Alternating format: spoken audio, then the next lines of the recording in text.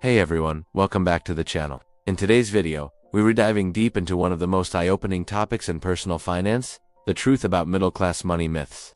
Most people in the middle class believe they're on the path to financial security: steady job, nice home, good education, but in reality, many of these things are what keep them stuck. Robert Kiyosaki, author of Rich Dad Poor Dad, once said, "It's not how much money you make that matters, it's how much money you keep and how hard it works for you." And that's exactly what today's video is all about, breaking down 8 things the middle class thinks are assets, but are actually liabilities. Stick around until the end, because the final point could completely shift how you view your income, job, and future wealth. Let's jump in.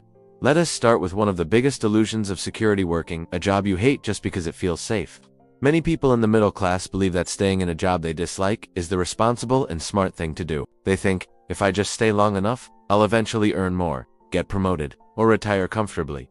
But here's the harsh truth: trading your passion and potential for a paycheck is one of the biggest traps out there. Anthropologist Hadas Weiss once said that the wealthy keep getting wealthier because of their mindset. They don't just work for money, they work for meaning, for freedom, and for leverage. Rich people invest their time in what brings them fulfillment, knowing that passion fuels success. When you love what you do, your creativity skyrockets, your productivity doubles, and opportunities naturally follow. On the other hand, staying in a job that drains you emotionally and mentally kills innovation. It's like trying to win a race by running in place. So, take a step back and ask yourself, am I building someone else's dream or my own? Don't be afraid to take a calculated risk, pivot your career, or start a small side business that aligns with your talents. Remember, financial freedom starts when you stop selling your time for comfort and start investing it in purpose. Next, let's talk about one of the most misunderstood assets: your house. Most people grow up believing that owning a home equals success. If I have my own place, I've made it. But in reality, a home isn't an asset unless it puts money into your pocket. In Rich Dad Poor Dad, Robert Kiyosaki explains that assets bring in income, while liabilities take money out. Your home requires maintenance, taxes, insurance, repairs, and interest. It costs you money every single month. Now, this doesn't mean you shouldn't buy a home, it just means you need to understand what it represents financially. The rich buy income-generating assets, first rental properties, dividend-paying stocks, businesses, and then use that cash flow to afford their dream homes. So before buying, ask yourself, is this house making me richer or poorer? Seek professional financial advice. Plan wisely, and never confuse lifestyle purchases with investments. This one's huge. The middle class often spends first and invests whatever's left. The wealthy do the exact opposite. They invest first, then spend what remains. Let's say you earn $3,000 a month.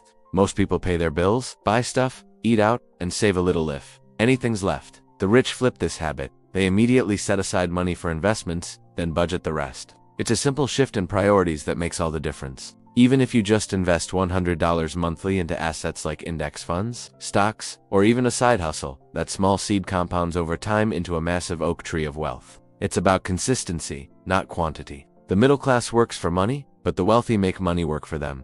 Discipline is key. Start small, automate your investments, and treat saving as a non-negotiable expense, just like your rent or mortgage.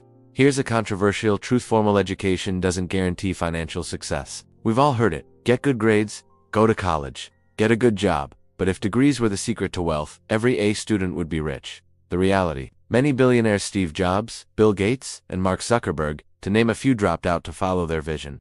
That doesn't mean education is worthless. It means traditional education isn't enough. The school system trains people to be employees, not entrepreneurs. It rarely teaches financial literacy, investing, or money management, or real skills needed for wealth. So instead of spending years accumulating student debt for a piece of paper, focus on self-education. Read books, take online courses, learn about investing, business, and communication. Knowledge is power, but only if it's applied.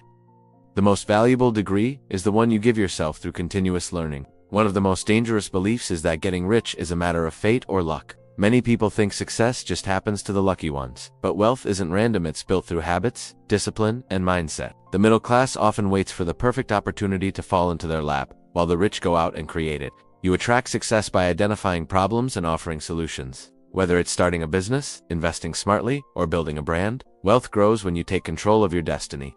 Stop saying, "I wish I could be rich," and start asking, "How can I become rich?" You can't control luck, but you can absolutely control your effort, your learning, and your consistency. Let's tackle another misconception: that money is the root of all evil. Money is neutral. It's a tool. It simply amplifies who you already are. If you're kind, money helps you give more. If you're greedy, it exposes that greed. Wealth doesn't change your character, it reveals it. That's why it's crucial to develop a healthy relationship with money. Instead of feeling guilty for wanting more, see money as energy that can be used to improve lives your own and others. The rich don't fear money, they respect it, they study it, and they use it wisely as a force for good. Here's a mindset that traps millions, saving money instead of investing it. The middle class loves safety, saving in banks, holding cash, and avoiding risk at all costs. But while your money sits in a savings account, inflation is quietly eating away at its value. What costs $1 today could easily cost $1.20 next year. So, even if you're saving, you're losing purchasing power. Banks use your money to fund loans, investments, and business ventures, making themselves rich while you earn less than 1% interest. Instead, learn to make your money work for you. Start small with index funds, real estate, or dividend stocks. Yes, investing carries risks, but not investing guarantees failure in the long term. Build your portfolio, diversify, and play the long game. Lastly, let's talk about the so-called safe white-collar jobs. The middle class chases stability, the paycheck, the benefits, the promotions, but that security often becomes a gilded cage. You work harder, make someone else richer, and mistake comfort for success. The wealthy think differently. They don't just want to climb the ladder, they want to own it. Instead of being the best employee, they aim to be the employer. They understand that real wealth comes from ownership, not wages. If you're great at your job, that means you have valuable skills. Imagine using those skills to build your own brand, company, or product. Yes, it's scary. Yes, it's risky. But freedom always comes with risk. Start small, freelance, start a side business, sell your expertise online. Every big empire started with a single bold step. The difference between the rich and the middle class isn't luck, talent, or opportunity, it's mindset. Start thinking like an investor, not a consumer. Focus on building assets, not collecting liabilities. Educate yourself, take calculated risks. And remember, financial freedom begins with one smart decision at a time. If you found value in this video, make sure to hit the like button, share it with a friend, and subscribe for more insights on wealth, mindset, and success. Thank you so much for watching, and as always, stay ambitious, stay focused, and I'll see you in the next one.